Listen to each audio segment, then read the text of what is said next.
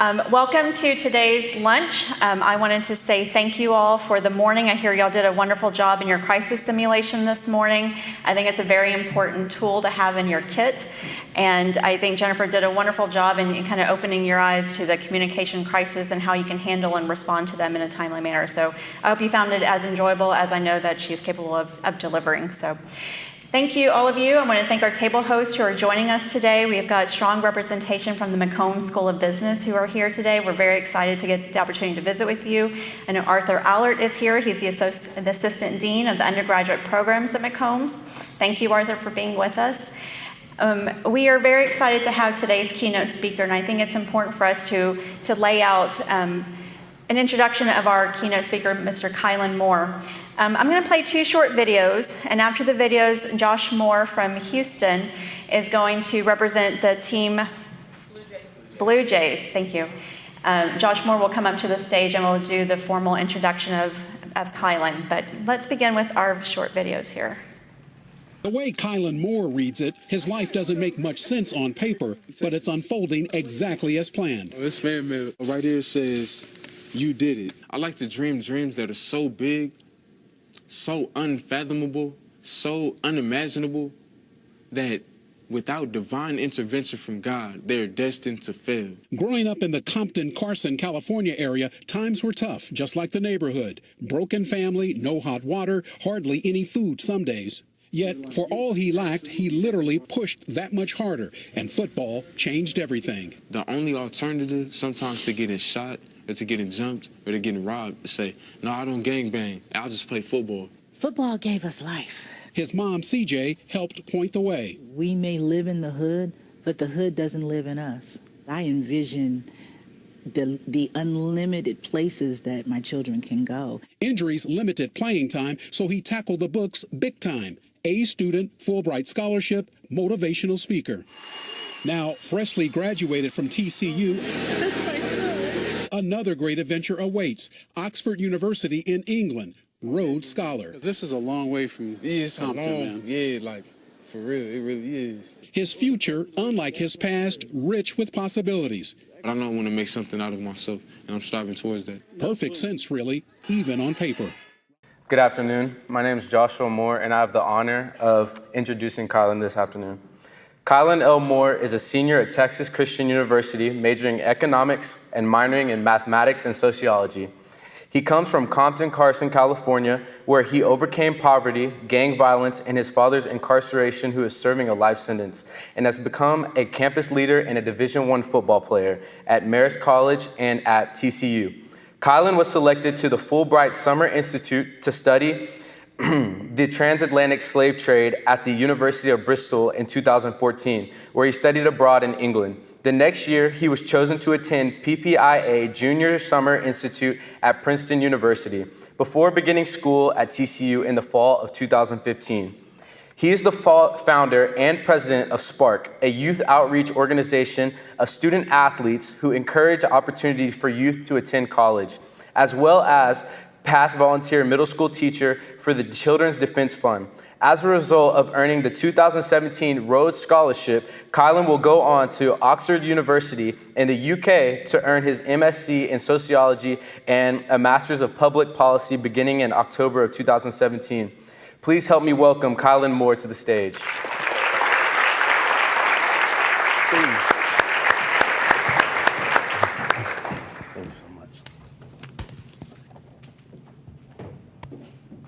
That was an excellent reading by my man Joshua Moore. Is it okay if I pace around a little bit while I talk? Let me take this mic off. What was that? Okay.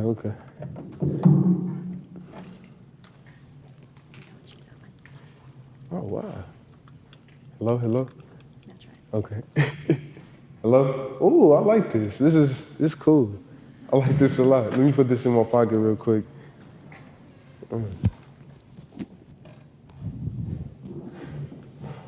Yeah, it's kind of fancy. I never smoked with one of these before.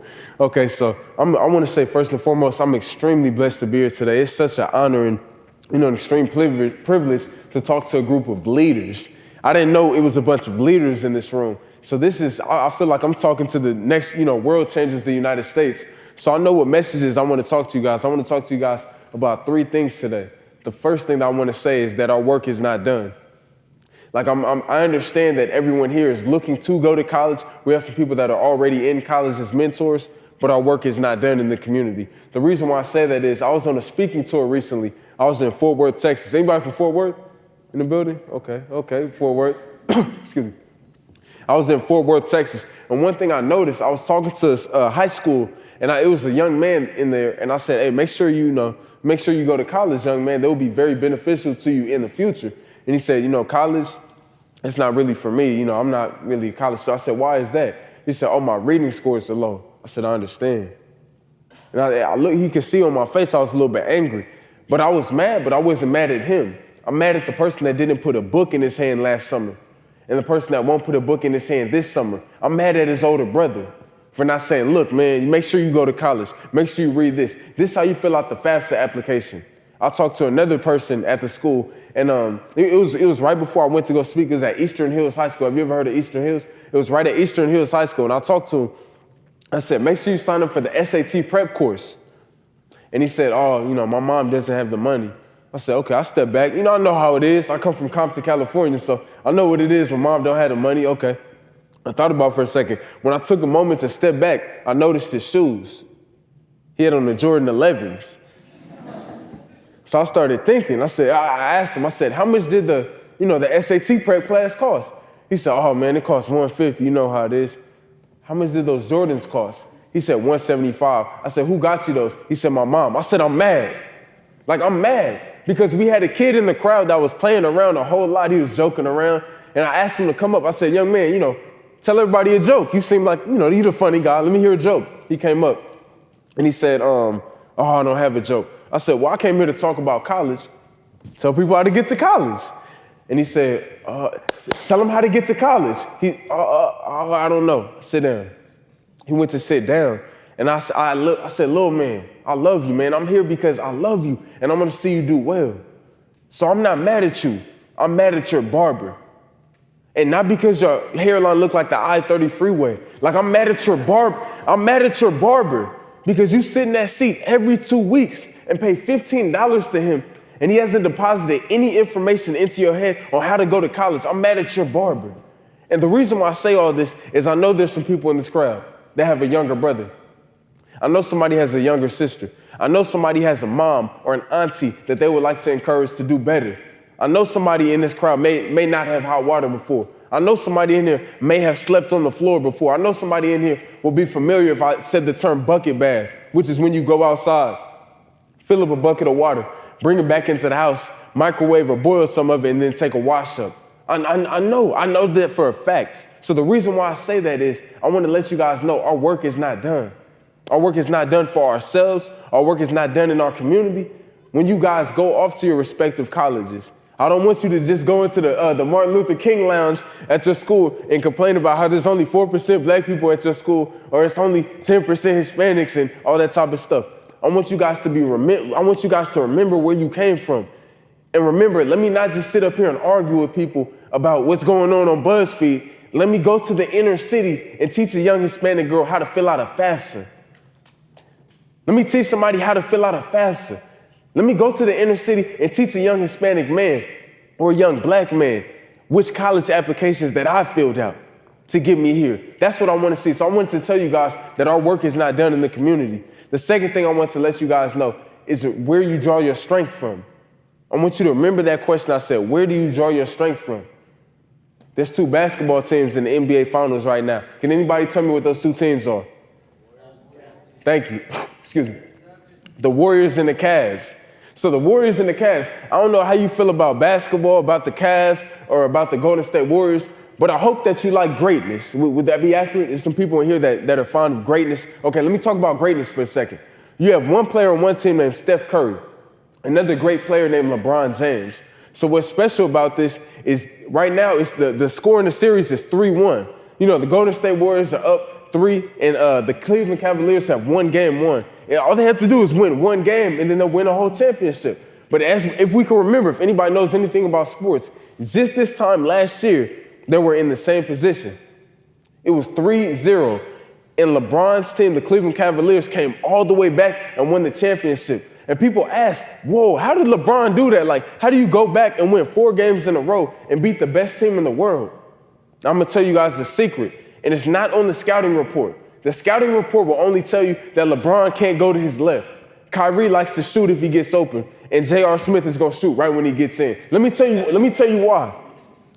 The thing that wasn't on the scouting report, and the reason why they were so confused why LeBron James was able to engineer one of the greatest comebacks in finals history, is because they didn't have it on the scouting report that LeBron James slept on the floor with his mom in the projects. He been down 3-0 his whole life. His entire life he's been down 3-0. So being down 3-0 in basketball is nothing to LeBron James. That's where he draws his strength from, is when he slept on the floor with his mom in the projects. That's what I'm trying to put into you guys' head right now, is where do you draw your strength from? What experience will you look back to in your life where you draw strength? I had one of the homies back where I'm from, one of the Mexican homies actually. His name is Ricky Flores. And Ricky always tells me this story, where he draws his strength from. He always tells me that no matter where he goes in life, how far he goes, which college he's at, he always remembers when he lived in Dallas, they didn't have any lights on, and he came to America without even speaking English, and the only food that his mom could afford to buy were 2 tacos from Jack in the Box, and he had to heat those tacos up with the lighter. Ricky Flores has been down 3-0 his whole life, so him getting to college is nothing. Sitting in a class, sitting in the class and studying and having to do assignments, he's doing it on a full stomach now. It's nothing for him. He don't care about the 4%. He not worried about what BuzzFeed talking about. He's here.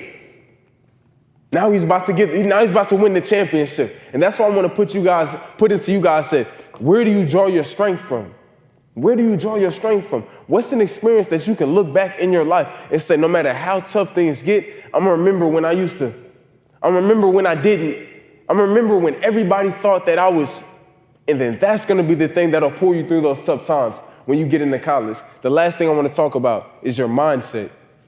That's the biggest thing for me. Everybody always asks me, like, how did you do this, or how did you accomplish this? And I always tell people simply, it's a mindset.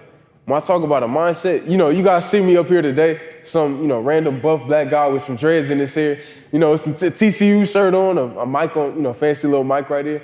But 2.5 years ago, I actually wasn't up here. 2.5 years ago, I was a janitor, mopping and sweeping. Now, it's nothing against being a janitor, but when you go from being on posters to being on television shows to having documentaries made about you, so now you're mopping and sweeping up vomit for college kids at a dormitory.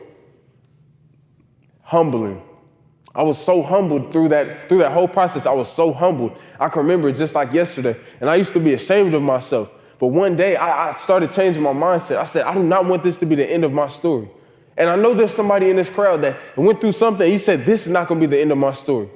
I know somebody didn't do too well that freshman year. I know somebody's been through a depression in this crowd. I know somebody's dealt with anxiety. I know somebody's dealt with body image issues. But I told myself, this will not be the end of my story. So even though I may have been a janitor, I convinced myself. I said, you know what? One day I'm going to be a Harvard PhD and I will be a Division I football player again so that my father can see me play on TV from the prison cell in Tehachapi, California. I made a decision, so I wrote it down on a piece of paper. I wrote Harvard PhD and Division I football player. I put it on my ceiling. So every single day when I would wake up to go mopping and sweep, I would look at that paper before I left the room. I said, I'm gonna do that one day. So I even told myself, I said, you know what? Instead of me being down about my situation and not playing football and having to be a janitor right now, I convinced myself, no, I'm just mopping and sweeping so I can buy a plane ticket to Harvard. That's what I'm gonna do. So I changed my whole mindset. And then one day I heard a quote that changed my entire life by Martin Luther King. So, I'll tell you the quote in a second. So one day I go to work, I'm mopping, sweeping, doing my thing. I had a hoodie on, very embarrassed to be who I was at that particular juncture. And then this guy that came past me, it's a guy, to be honest with you, I didn't really like this guy.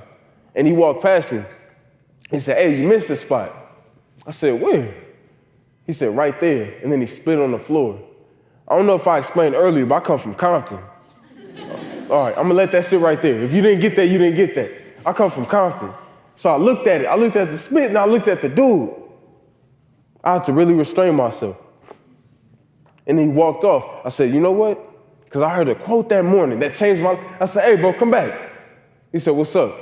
I said, where are you about to go? He said, oh, I'm about to go to the calf. I'm about to go eat. Something you can't do because you a janitor. I still got that Compton in me about to, boiling up. But I was like, okay, for real? I tell you what, when you go to that calf, tell them to put that food into your hands and then bring that food from your hands, then bring it back here, put it on this floor and eat it off this floor. That's how clean this floor is going to be when you get back. I shook his hand. I said, have a nice day. Because I heard a quote that morning. It said, if it falls your lot to be a street sweeper, then sweep streets like Michelangelo painted. Sweep streets like Beethoven composed music. Sweep streets like Shakespeare wrote plays. Sweep streets so well that when you die, may all the hosts of heaven and earth look at your grave and say, there lived a street sweeper who did his job well. I told myself I'll be the best dang janitor that ever lived. If anybody come past this spot on Marist College campus, they're going to know Caylin Lewis Moore must have been there because it's spotless.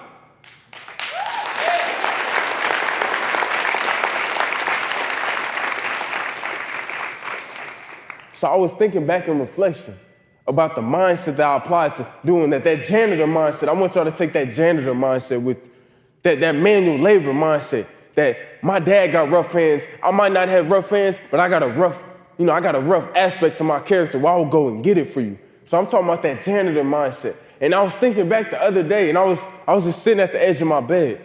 I said, oh, that dude said I missed the spot. Because I started reflecting back at the fact that I graduated from Texas Christian University with my bachelor's of science in economics, minoring in mathematics and sociology. I'm thinking back to the fact that at the time I won the Rhodes scholarship, I had a 3.95 grade point average. I'm thinking back to the fact that I wasn't even in the honors program and I became a Rhodes scholar, which is giving me full ride scholarship to go to Oxford. I'm thinking back to the fact that I'm getting my master's of sociology, my master's of business administration. I'm thinking back to the fact that I just came back from Harvard from a PhD program that was offered to me there. I'm thinking back to the fact that I'm writing a book right now, and my literary agent is the same one that represents President Obama. I got the spot. I didn't miss the spot, and I cleaned it up well. And that's what I want to give you guys today. If you can't remember anything else, please remember those three things. Thank you guys for having me.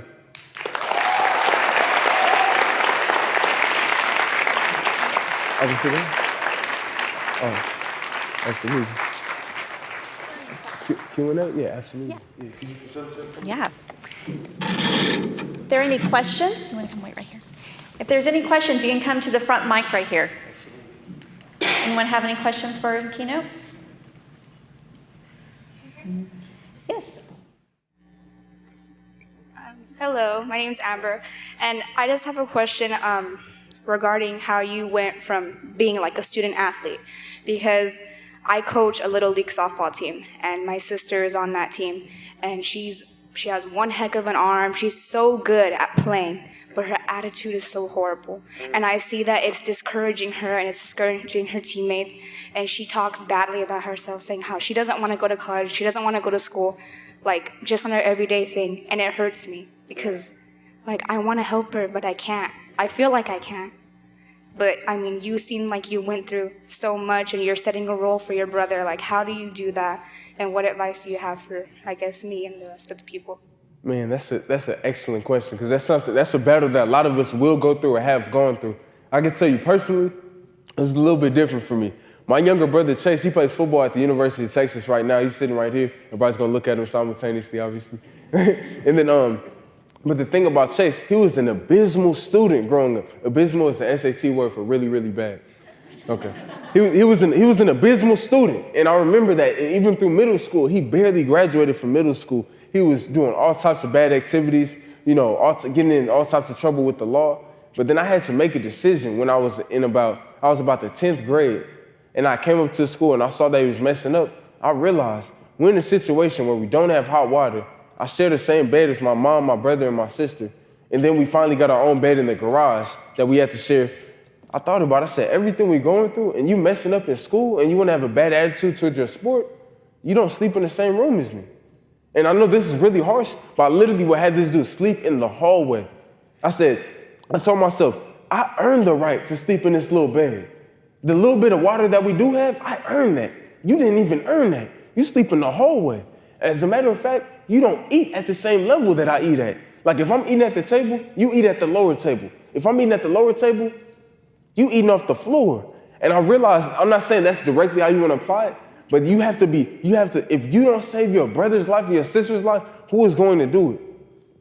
Like I'm talking about, I got to the point where I was really willing to smash the Xbox. Like go study. We're not playing Xbox right now. Go study. I would smash the Xbox. I got to that point because I realized something very, very key, and I'm gonna tell you in a second. Something I realized that you want to tell to your sister is imagine you got one car for the rest of your entire life, one car. What'd you do with that car? You would take good care of that car. You know, y'all would throw the body kit on it, leopard print seats on it, the 12s in the back. Like, people would really pimp that car out if you had one car for the rest of your life. That's how your body is, your life. You're only gonna get one chance at life. I'm sorry, unless you believe in reincarnation. You're only getting one chance at life in my own belief system. So with that belief system, I'm gonna make the most out of this. I don't wanna look back and regret, man, I was really a jerk. Or man, I wasn't humble. Or man, I didn't really take care of my little brother and push him towards greatness. So I would like to tell everybody and tell you especially, thank you for that question, but know that it's a process and you need to continually stay on her. It should never be a time where you get soft on her and she brings back C's and D's from school and you're like, it's okay, and you don't say anything. You need to constantly be on her because like I said, there's a lot more work to be done in the community. Thank you for your question. Absolutely. Thank you. Absolutely. What are you most looking forward to your time at Oxford? For me, the thing I'm looking most forward to is just talking with people. I like picking people's brains. As we did at the table, we started a good little discussion right here. I love picking people's brains and seeing what they think or what they know. Everybody's like their own little book or own movie. So I like asking people like, what are their stories, or asking them, hey, teach me something. Even if I'm talking to a homeless person or anything like that. So that's one. And I'm looking forward to getting a motor scooter or moped. I always wanted a moped. I always wanted a moped. Go ahead, sir. Hello, Mr. Moore. I just want to tell the crowd if you could please give him another round of applause because the story was really inspiring to me. Thank you. Hey, thank you, man. Appreciate that. Thank you. My question for you is, obviously you have shown the process of growing physically and mentally, obviously by implying. But I was going to ask you, because you did share your story and we did see how your relationship with your father was, but I don't think I got the part of your story where you experience emotional growth, or as like work for the soul. Because I do realize that most of us are blessed to have both parents, but those of us who maybe have both but don't have the support of either or equally, it can be a tough thing that I'm not saying can necessarily bring you down, but how did you cope with that with not having a father? Straight up. That's an excellent question. So I would say, aside from all the like academic growth that I've had or, all the athletic things, that pales in comparison to my emotional growth. One thing that every year I can consistently say that I become more and more humble and more empathetic and more understanding to the people around me. And that's just a process. It's an intentional process of getting to know people around you, getting to know people's stories. Like who could, even in this crowd, like who could tell me a time where their mom was heartbroken before they met their dad or something like that? Like if you can really dive deep into your mom's background, learn her story. What are some times where she was disappointed? What are some things that broke your father's heart and made him a sad or angry person? I think that's one of the biggest things that I've learned, even learning about my dad, who's actually in prison for life for murder, and just understanding him and, the process of forgiveness after you understand somebody's stories. I heard it somewhere. We went on this retreat at my high school. I went to a Jesuit high school, and we went on something called Kairos. And I remember during the retreat, they talked about you can never understand somebody until you walk a mile in their moccasins. And at this point in my life, I've walked many miles in many different size and different style moccasins that have led me to grow emotionally. So that's what I'll say to that. Absolutely. Thank you, sir. Already, man. Appreciate your question, bro. Already. Hello, my name is Emery, and I just have a kind of a question that might make you want to take a moment to think. Yes, ma'am. Is how do you feel when people tell you that, oh my goodness, Mr. Moore, you are my inspiration? Man, you're right. That is something. You're right. Man, I think for me, it's just humbling. It's humbling. I'm constantly in the process of seeing miracles or being humble. Like, for example, it's not too rare. Well, at TCU, a lot of people, recognize me. I guess I got the dreads. People, know what I look like. So it's a lot of times people will come up to me to get a picture or something like that. And even then, it's so humbling. But even if I go to the airport, like I was at the airport out here and somebody came up to me and asked me, oh, you the Rhodes Scholar dude? And it's just like every time I sit back, I'm like, whoa, yeah, I am. Like, and it's just, it's humbling. Every single time I hear that, I don't even know what to do with it. I write down little compliments that I receive, actually. That's pretty much what I do with it. It's just extremely humbling. It's extremely efficacious. Efficacy is the belief that your efforts will pay off. So when I do that, it lets me know that I'm making the impact that I tried to make. Thank you for your question. Absolutely. Hello, my name's Danielle. And hearing your bio, you said you started a program called Spark. Yeah. Do you believe that program can contribute to the global community? Absolutely. So for my program called Spark, it stands for Strong Players Are Reaching Kids. It's something that we started in Fort Worth to be real with you. I'm gonna put it in as simple terms as I can. We created that program to speak life into a dying situation. We go into the middle schools and the elementary schools that have a prison between them. And we talk to kids about, staying away from drugs. We talk to them about not following in their father's footsteps if the footsteps led to prison. We talk to women about, self-respect and self-image and just so many different things, and talk about sports as an outlet and, academic scholarships and stuff like that.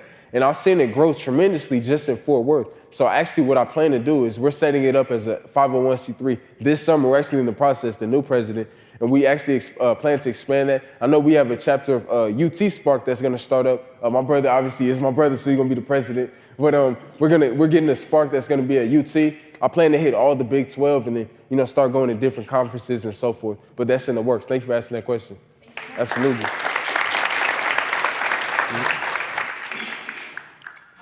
My name is Alfredo, and I have one really important question. Because coming from me, I just wanted to ask, what's the most difficult thing of being humble? Because I know you aren't always humble, and I know I'm not that humble. So what's one of the difficulties into going to that changing? Great question. So there's certain things for me. It's easy to be humble if it comes to food or, sleep on the floor or the couch or something like that. But one of the biggest things where I struggle with humility is sacrificing, my ego in the sense of sacrificing my manhood.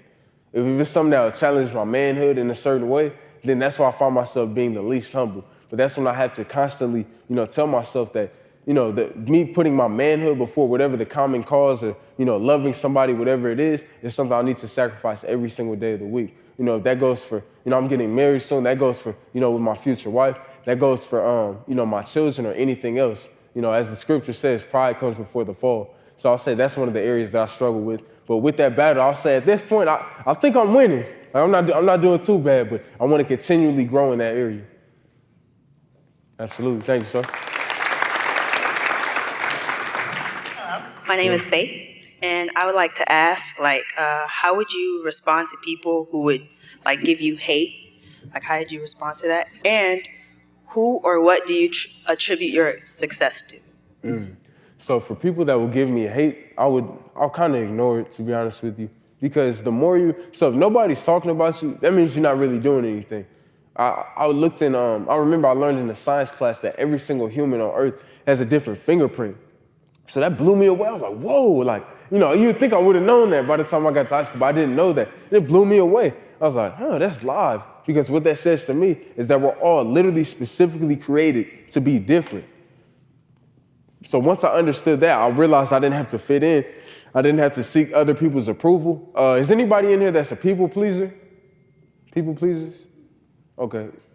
Everybody stop that. Don't be a people pleaser anymore. Kill that aspect of you that's a people pleaser. I'm gonna tell you why. Because if you live for people's approval, you will die from their rejection. So it's not beneficial in any type of way to please people. For me, I like to focus on pleasing God. But most of all, you need to please yourself, something that'll be beneficial to you in the future. So from that, I never really focused on haters. And to be honest with you, growing up as a kid, I was a good fighter. So it didn't, no matter what people tried to tell me, I knew I had those manos de piedra, But at any rate, that would be one of the things. One of the things I attribute my success to be, I mean, would you like the truth? Yes. God, just God. I've worked hard. Okay, I'm intelligent. Okay, I'm athletic. But there's certain things that were not in my control, and I just had to be quite frank with you. I believe in, citing my sources. And if I was to attribute anything else in my own perspective, that would be plagiarism. So I would say God. Yes, ma'am.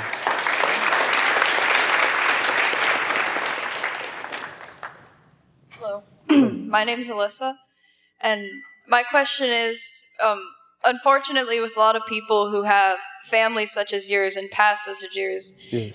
it can be easy for the children of parents like that to follow in their parents' footsteps. And my question is, how did you rise above and not fall into the same pattern? That's such a pivotal question. And that's why when I kind of talked about it, with the young man that didn't have good reading scores, or the boy that had the Jordans instead of the SAT prep, and so forth, or the kid that had a nice lineup, but the barber didn't teach him how to go to college, I've realized that it truly does take a village to raise a child. And, it takes different people in the community, like my people up here, that are, reaching back to youth and kind of giving them wisdom on how to, progress. But one of the things that was beneficial to me is I had a mom that set a standard for me. My mom, as a single mother, went back to go to law school. So when my mom went to law school, mind you, my mom right now, she works at Southwest Junior College in Los Angeles. I think she works as a recruiting coordinator and she works as a director of football operations. She says from her perspective, it's the most meaningful job she's ever had. And mind you, she never, she went into work in law firms, but she never became a six-figure salary type person or a big-time lawyer and everything. She doesn't want to do that type of work anymore.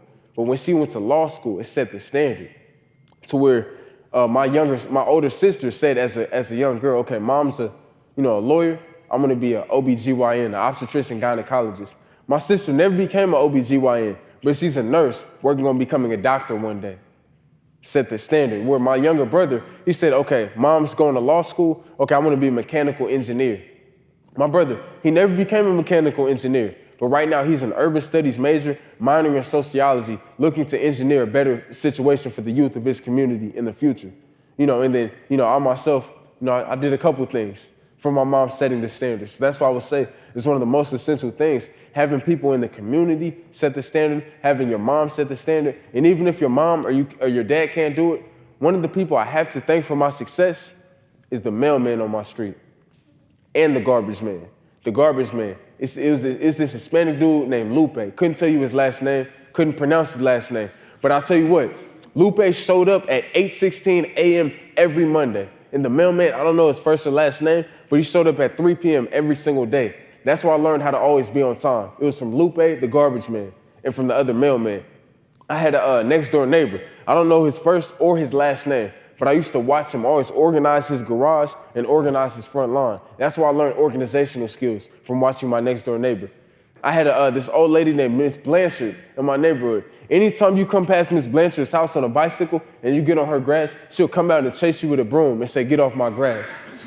That's why I learned boundaries. Like I learned in life, there's boundaries. That's why I learned boundaries and countless examples. So I would like to say that, even in those situations, you have to find those little gems of inspiration, something that will push you towards a better future. Thank you.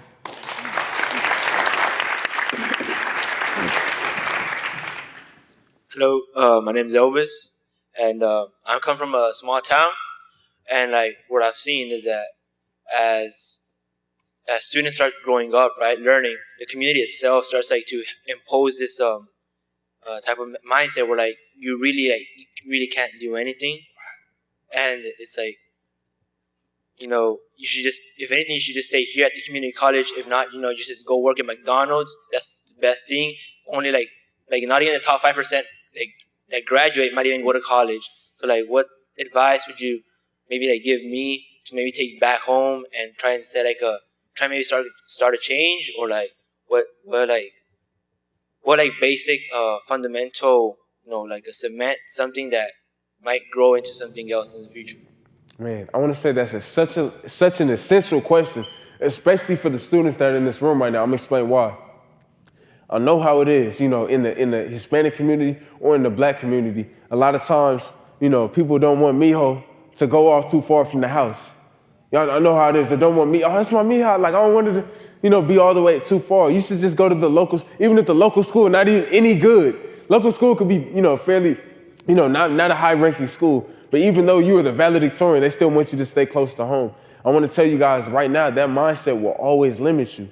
And I've seen it materialize of having the mindset of, well, I want to stay close to home so I can do this.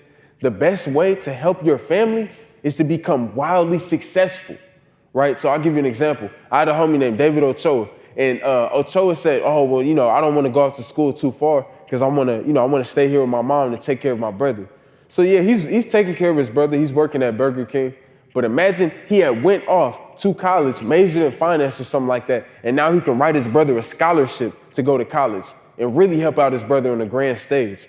And I think that's just a difference between thinking long-term and short-term. It takes a lot of courage to leave the house and do what you need to do. But I told myself, I have that car mindset, and I have the mindset that I need to become what God needs me to become. I don't care what's going on, who's trying to hold me back. I need to become it. And I want to give you an example. I'm from Compton, California, and my younger brother is from Compton, California. We both play football, Division I, at schools in Texas. Now, the reason why we became successful is because we have the mindset. Imagine everybody here is from Texas. Imagine you and your sister or you and your brother say, okay, I'm going to go to USC and you're going to go to UCLA and we're going to play volleyball. That's the difference. It takes such a strong mindset to have that type of courage and that type of faith to do that. And a lot of times people mask their insecurities or they'll mask their insecurities, their fears, and saying, well, I just want to stay home. I'm really close to my family, and family's a big deal for me too. What you mean? Like, it's not, excuse me. It's not just about saying, oh, well, family's just real good and that's a central core value for me. No, it's like that for everybody. Trust and believe. I love my family. I have a niece, Delaney, at home that I would love to be there for. But I told myself, I'm going to create opportunities for Delaney to where she doesn't have to grow up without having hot water and things like that. So I say it comes to how much do you really love your family and how much faith do you really have? So what I would say for those people right there, bro, the main thing you want to tell people is to see beyond their circumstances. A lot of times people see their circumstances and then get discouraged. But I used to see my circumstances. My mom would see my circumstances, and she always would say, we may live in the hood, but the hood does not have to live in us. So that's why I say, see beyond your circumstances. Thank you, sir. Thank you, greatly appreciate it.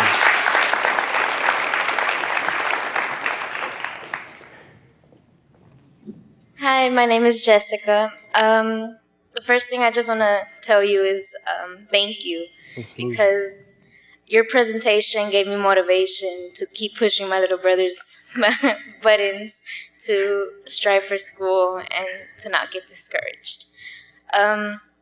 So my ultimate goal is to open up my own event coordination company.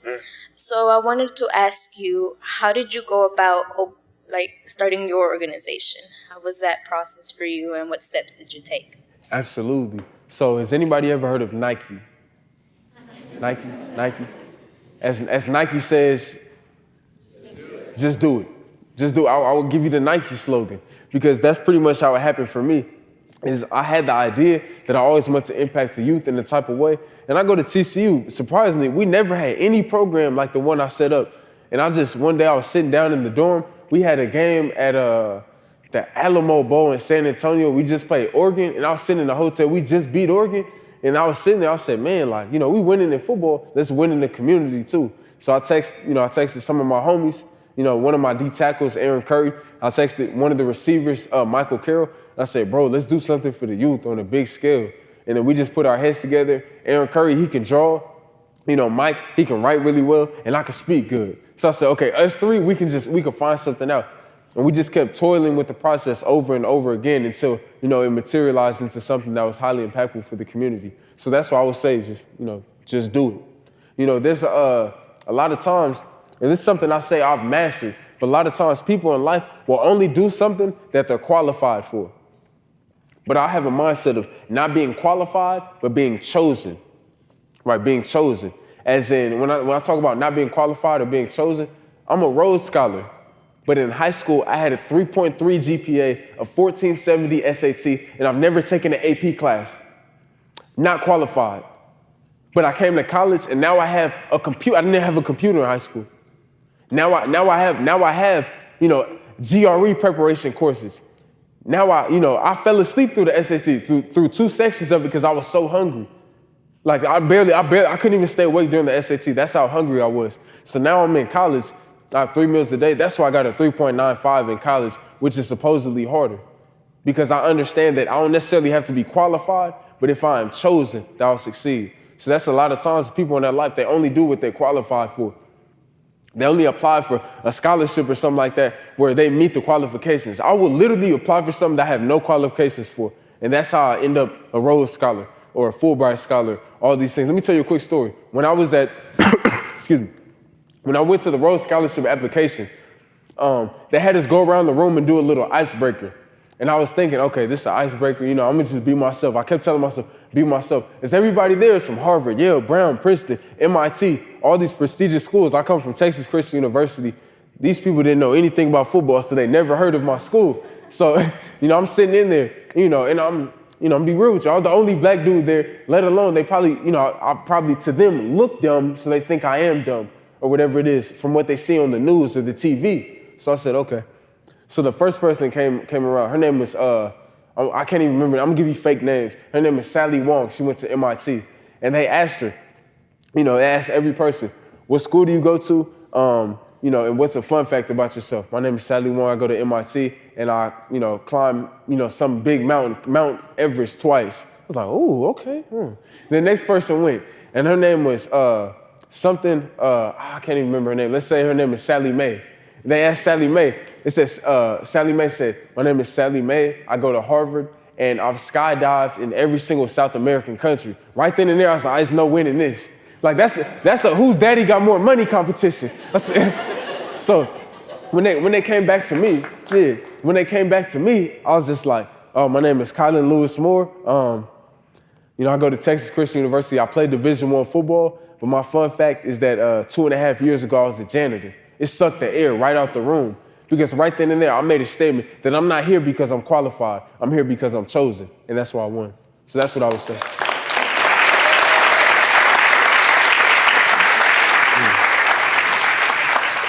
These will be the last 2 questions. Absolutely.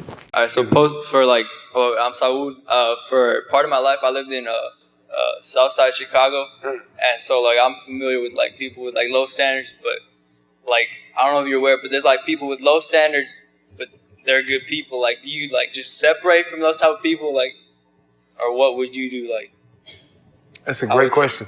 So the question was for people that have low standards for themselves, but they're good people. Generally speaking, I think, you know, most people are good people, generally speaking. That's just real. But I realized very early on, there's 2 types of people in this world. People that are helping you on your way and the people that are in your way. And when you become an adult or a responsible adult or a mature individual, that's when you start to make that decision. So I don't care if I knew somebody since kindergarten. If every time they text me, it's to say, hey, bro, hey, you trying to go smoke? No, I don't smoke. I'm not, you know, stop texting me. And I have to realize, now I'm not hanging out with these guys. They're trying to go commit a robbery. You know, I'm trying to say, they're saying, hey, bro, let's go, let's go smoke. I say, nah, bro, I'm about to go run. I'm trying to go D1. They say, meet us at the corner store so we can hit a lick. I said, I'm good. I'm going to go hit the weights. So I realized very early on, there's only 2 types of people in this world. People helping you on your way, people that are in your way. And the sad part is there's people sitting at these tables in this room, a lot of people, that you have people that are in your way that you still keep in your circle of influence. And I would venture to say that you need to get rid of those people if they're not benefiting you in some type of way. all right, so just step away from them. That's what you got to do, right? Yeah, you have to exhibit strength. You have to exhibit strength in that particular area where this person is not benefiting me in any type of, I'm not saying benefiting you like buying you food or, you know, they always get you ice cream or something like that. I'm like, this person is draining my battery instead of charging my battery. I need to get away from this. All right, thank you. Absolutely. Hi, my name's Jennifer. And I'm interested in how did you decide what you wanted to study? Out of everything you've been through, some of these topics aren't exactly like right into what you've been through. So I'm kind of wondering, like, how did you decide what you wanted to study, like for the next 4 years or as many years as you've been in school? Wow, that's an excellent question. So coming out of, after my mom went to law school, I told myself as a kid, okay, man, I want to be a judge. I don't really want to be a judge, to be real with you. So I started changing my mindset. I got to high school, and then I said, you know what? I had a bad mindset. I said, okay, what makes a lot of money as a freshman? And they said, oh, an accountant. I said, okay, I want to be an accountant. I got an internship at a bank. I was like, no, I do not want to be an accountant. I figured it was quick. Like, I realized that really quickly. So then I opened my mind to what God had for me. So then I was just very humble. I said, okay, whatever comes to me, that's what I'll do. And then one day I'm interning with the president of Union Bank in downtown Los Angeles. And I came into his office to talk with him like normal.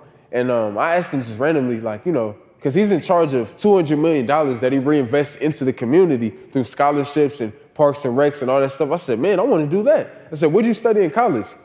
He said, economics. Economics, boom. I said, now I asked him, I said, why you study economics? He said, W.E.B. Du Bois once stated that African Americans will never matriculate in an upward manner until they have a thorough understanding of economics. I said, okay, boom, that's it. I'm studying economics. So I literally, just from that, went into college and I studied economics because I had a why. Me studying economics was about bettering the lives of African American people in my community, creating economic opportunities. So no matter how hard it got, you know, if you want to do nursing, or if you want to do engineering, or if you want to do poli-sci because you want to make money, I will outdo you in every class that we're in. Like every class me and you take, if your why is something tied to money or something tied to status, I will outdo you. I will outwork you. You know, I will outshine you every single time because mine is tied to the little girls and the little boys that are from my community. So what I would say is you want to get something that you're passionate about. I don't care if you're passionate about poop. If you're passionate about poop, then I would encourage you to do something, to major in sanitation, no engineering. Sanitational engineering, I just made that up, sanitational engineering. But no, I'm being dead serious. Whatever it is that you are passionate about, that's what I would say. And if you're not passionate about anything, then you need to go volunteer somewhere to find out what you are passionate about. Because there's so much, I know people in here, you know, as my man said, are good people. I know we have good hearts to help people. So you need to find what it is that you want to change about the world, and then you go study that. So that's what I would say. Now, as for graduate school, I'm earning my master's in sociology because I minored in that, and it's just very interesting to study society. Master's in business administration, I'm studying that because I'm going to Oxford, and if I get a free business degree, I mean, why not? You know, that's a blessing. And then, you know, after that, you know, I'm gonna let God work it out. If I may go to law school at Stanford. I'm starting to think about that, but ultimately, I'm gonna let God decide and God work it out. That's been working for me. Thank you. Yeah.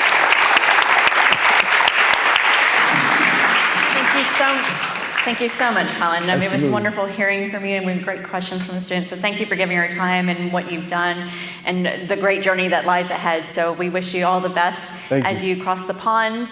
And remember, you know, that Texas hopefully will be home one day and you'll remember us. And thank you for the inspirational message for our students. We do appreciate it. Thank you, ma'am. I appreciate you. We have a token of our appreciation. Thank you. I appreciate you. Thank you. Appreciate you, Stephanie. It's me. Thank you. Thank you. Yes, Thank you. Can you give another round of applause for Caylin Moore, Rhodes Scholar.